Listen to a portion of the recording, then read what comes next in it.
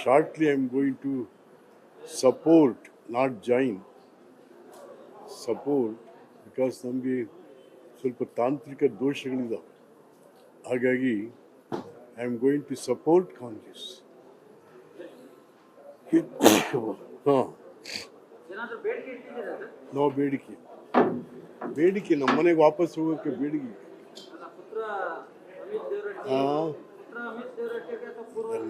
ನಮ್ಮ ಮನೆಗೆ ನಾವು ಹೋಗೋದಕ್ಕೆ ಬೇಡಿಕೆ ಆಯ್ತು. ಯಾವುದೇ ಬೇಡಿಕೆಗಳಿಲ್ಲ ಎತ್ತಿದೆ.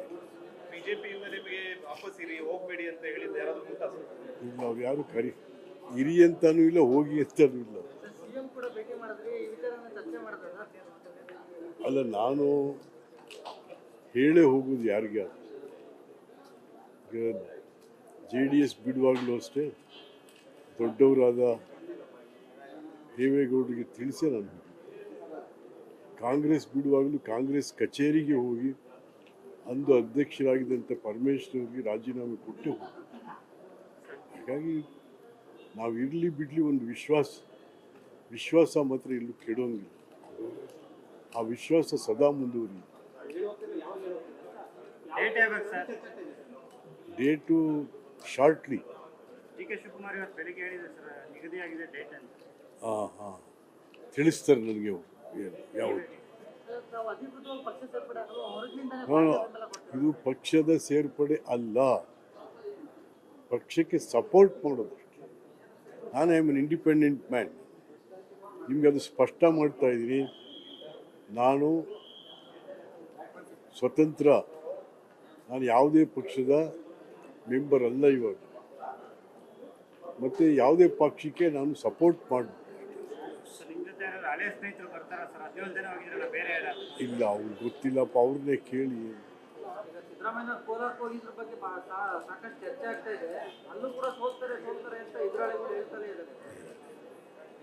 ಸಿದ್ದರಾಮಯ್ಯ ಕೋಲಾರದಲ್ಲಿ ಗೆಲ್ತಾರೆ.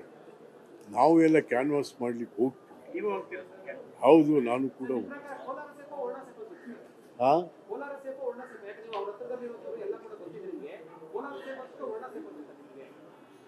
ಎಲ್ಲ ಸೇಫೆ,